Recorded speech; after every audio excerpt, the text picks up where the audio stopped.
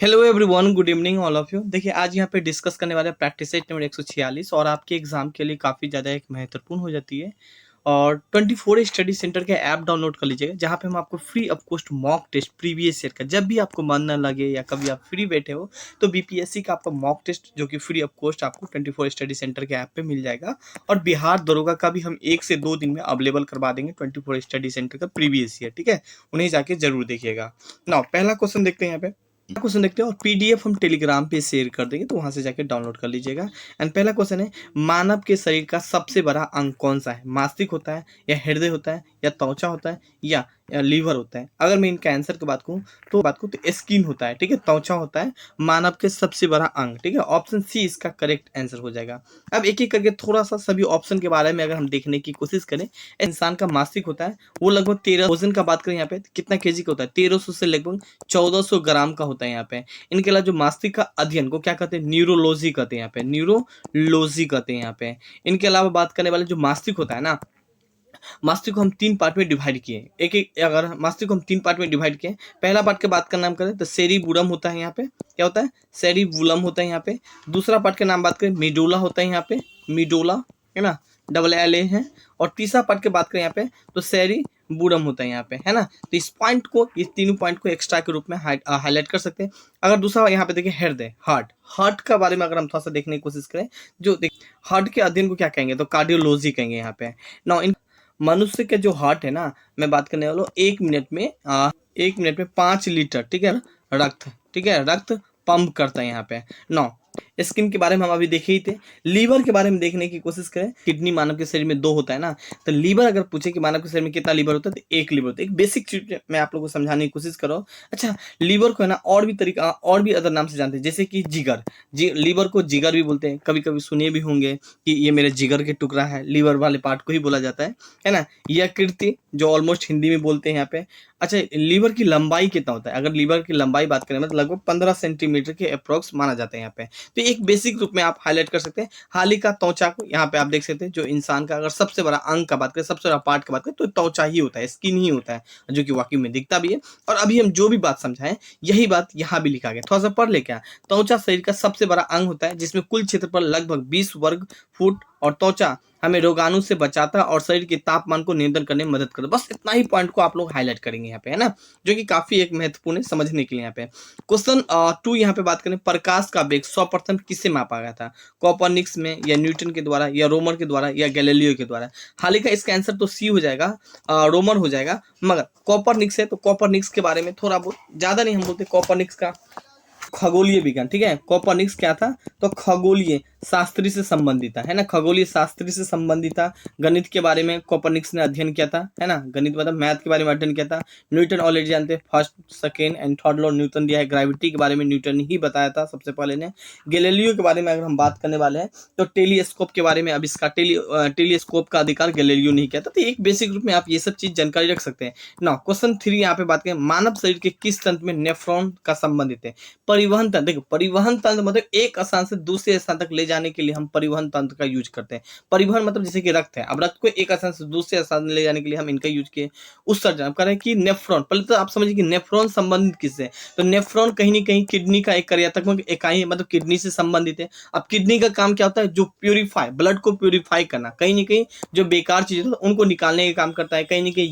इसी को बोला तो उत्सर्जन तंत्र, है ना। तो ये संबंधित है किससे? तो उत्सर्जन तंत्र से संबंधित है। जनन तंत्र क्या होता है? Reproduction system. और रिप्रोडक्टिव क्या होता है? जनन तंत्र क्या होता है? Reproductive system. ऑलमोस्ट आप लोग जानते हैं कि जनन से रिलेटेड है, रिप्रोडक्शन से ही रिलेटेड है।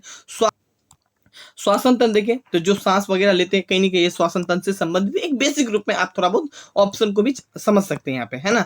ऑलमोस्ट हम अभी आपको बता रहे थे कि उत्सर्जन तंत्र यहाँ पे आप देख सकते हैं ना, कहीं ना कहीं ये किडनी से, और हमारे शरीर में 2 किडनी होती है, एक किडनी 2 किडनी, लीवर 1 लीवर होती है। हाल ही का डायग्राम में नहीं है, किसी और डायग्राम में समझा देंगे यहाँ पे। और यही बात यहाँ भी लिखा गया है, मनुष्य के शरीर में किडनी का उत्सर्जन कार्य करता है, और मानव में अपशिष्ट पदार्थ यूरिया है, जल की मात्रा को संतुलित करना हेतु ये कृति का उत्तरदायी होता है। तो इस पॉइंट को थोड़ा सा हाईलाइट कीजिएगा, काफी एक महत्वपूर्ण पॉइंट यहाँ पे ना। क्वेश्चन 4 यहाँ पे बात करें, क्वेश्चन 4 देखिए यहाँ पे, यदि गेंद को ऊपर या ऊर्ध्वाधर फेंका जाए, मान लीजिए कोई गेंद है, ठीक है, अब गेंद को ऊपर या ऊर्ध्वाधर मतलब इस वाले वर्टिकल वाले को ही हम ऊर्ध्वाधर बोलते हैं यहाँ पे, है ना, और इस वाले पार्ट को क्या बोलते हैं, हॉरिजॉन्टल बोलते हैं। अगर फेंके तो क्या होगा, त्वरण एक्सीलरेशन, पहले एक्सीलरेशन क्या होता है आप ये जानेंगे, स्पीड क्या होता है पहले ये जानेंगे, ठीक है, पोटेंशियल एनर्जी क्या होता है आप ये जानेंगे। सबसे पहले हम एक्सीलरेशन के बताएं, तो एक्सीलरेशन समझाने की कोशिश करें तो change in velocity, change in velocity, है ना, बाय टाइम, यहाँ पे टाइम के साथ चेंज होता है वेलोसिटी। तो जाहिर सी बात है जब हम कोई गेंद को फेंकेंगे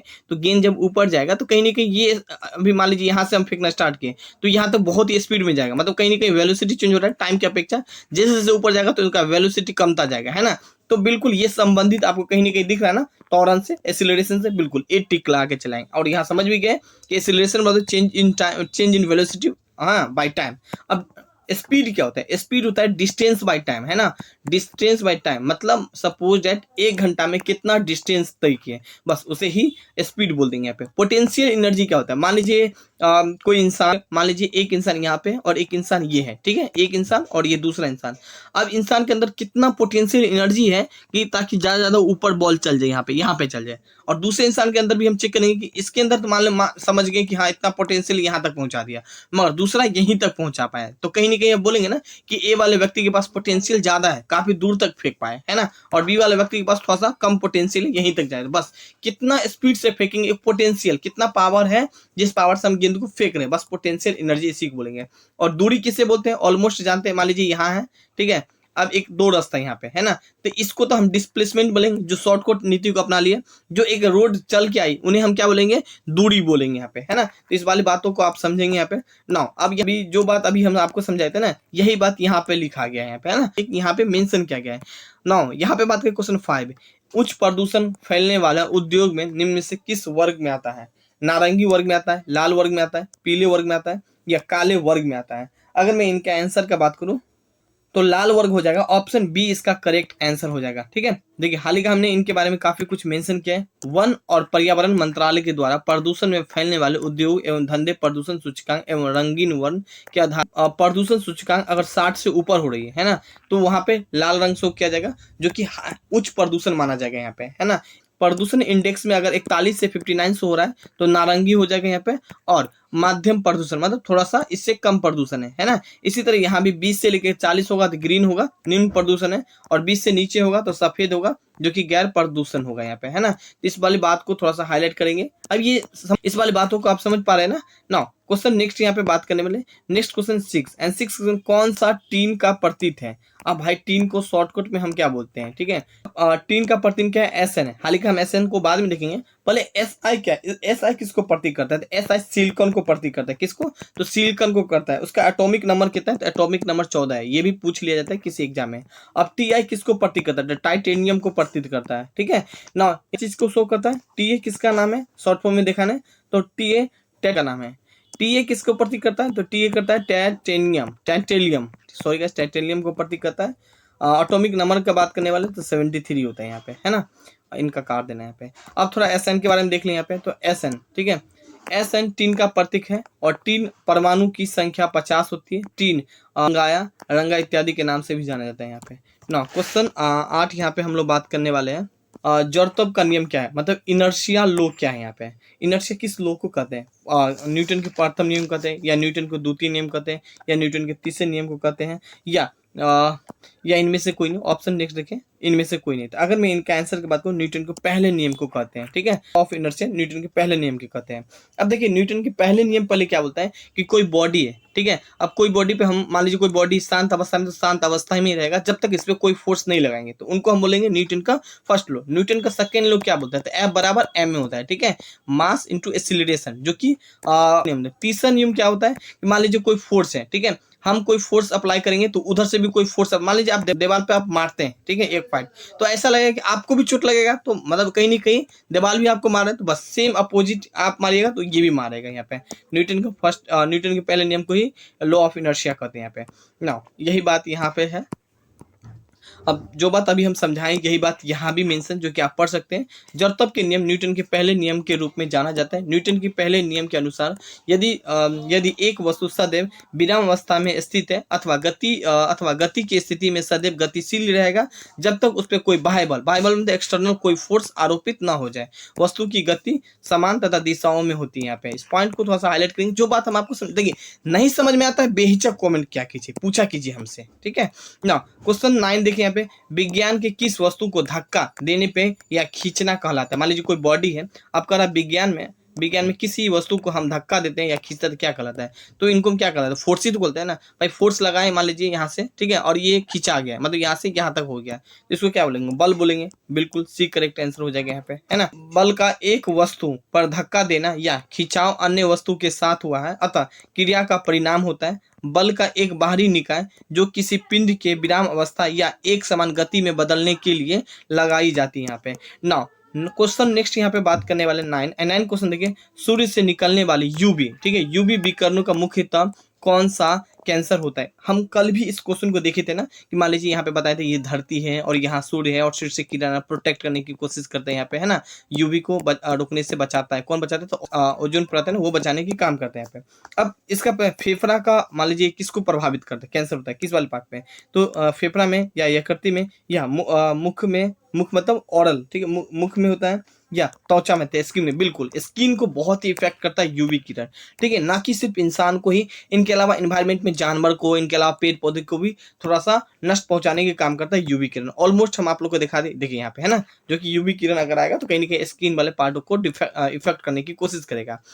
थोड़ा सा देखिए यहाँ पे, सूर्य से निकलने वाली यूवी विकिरण त्वचा को कैंसर के लिए जिम्मेदार होती है या जिम्मेदार होते हैं। जो बात अभी हम बताए ना, बस ये। अब देखिए इस पॉइंट को भी थोड़ा सा हाईलाइट कर लीजिएगा। मुख्यतः त्वचा से संबंधित 3 तरह के कैंसर होते हैं। एक तो कैंसर का नाम क्या है, बेसल सेल कार्सिनोमा होता है। दूसरा बात करें आकाशवसम सेल कार्सिनोमा होता है या मेलानोमा होता है। यहाँ पे इसका नाम याद रख लीजिएगा ना। क्वेश्चन 11 यहाँ, क्वेश्चन 10 बात करने वाले, गाजर कौन से विटामिन का मुख्य सोर्स है, विटामिन ए का, विटामिन सी का, विटामिन डी का या विटामिन ई का। अगर मैं इनका आंसर की बात करूँ तो विटामिन ए का है, ऑप्शन ए इसका करेक्ट आंसर हो जाएगा यहाँ पे। अच्छा विटामिन ए है ना, और हमें कहाँ कहाँ मिल सकते हैं, तो हरी सब्जी में, मटर में विटामिन है। विटामिन सी मुझे नहीं लगता विटामिन सी के बारे में बताना पड़ेगा, है ना। कहीं ना कहीं खट्टा चीज से संबंधित है, नींबू से विटामिन सी आपको दिख जाएगा, संतरा से, ठीक है, अंगूर से, जो भी खट्टा चीजें है ना, वहां से आपको कीवी बहुत ही बेस्ट माना जाता है विटामिन सी के लिए यहाँ पे, है ना। ये कीवी जो फ्रूट होता है। विटामिन डी आपको कहाँ से मिलता है, तो सूर्य के किरण से आपको मिल जाए, मछली के तेल से आप लोग को मिल जाता है, एग जो खाते हैं एग का जो योक होता है वहां से आपको मिल जाएगा। विटामिन ई कहाँ से मिलेगा, जो पालक वगैरह होता है, जो बादाम वगैरह खाते हैं, सूरजमुखी होता है, सूरजमुखी के तेल से विटामिन ई मिल जाएगा। तो एक बेसिक रूप में ये सभी जानकारी रख सकते हैं यहाँ पे ना। थोड़ा सा विटामिन ए के बाद थोड़ा सा इनके बाद देखने को सकें। विटामिन ए मानव शरीर के लिए एक महत्वपूर्ण विटामिन है जिनका वैज्ञानिक नाम रेटिनॉल होता है, जो विटामिन के टूटने से बनाता है। और गाजर में विटामिन ए कैरोटीन प्रचुर मात्रा में होती है यहाँ पे ना। क्वेश्चन 11 यहाँ पे बात करें, क्वेश्चन 11 बात करने वाले, मानव के शरीर में सबसे बड़ी कोशिकाएं कौन सी, भाई तांत्रिक कोशिकाएं हैं, ऑप्शन ए इसका करेक्ट आंसर हो जाएगा, ठीक है। लाओ यहाँ पे आप देख सकते हैं, थोड़ा सा हम इनके बारे में मेंशन भी किया गया। मानव के शरीर में सबसे बड़ी कोशिकाएं तांत्रिक कोशिकाएं होते हैं जिन्हें हम न्यूरॉन कहते हैं। तांत्रिक कोशिकाएं तांत्रिक तंत्र की बनती है जिनमें मस्तिष्क और मेरुज्जा होता है, संकेत एवं तांत्रिका तंत्र तक पहुंचती है। यहाँ पे इस पॉइंट को हाईलाइट कीजिएगा। इनके अलावा गाइस आज का क्लास हम यहीं पे समाप्त करते हैं, और टेस्ट सीरीज वगैरह या बिहार जी की क्लास है 249 में ज्वाइन कर सकते हैं। हिस्ट्री, पॉलिटी, ज्योग्राफी, इकोनॉमिक्स का क्लास ज्वाइन करना चाहते हैं और इस ऐप को जरूर डाउनलोड कर लीजिएगा। 24 स्टडी सेंटर के ऐप को, है ना, जरूर डाउनलोड कर लीजिएगा। इसी ऐप पे है ना आपको free of cost previous year का क्वेश्चन पेपर सारा कुछ अवेलेबल हो जाएगा। Thank you, have a nice day.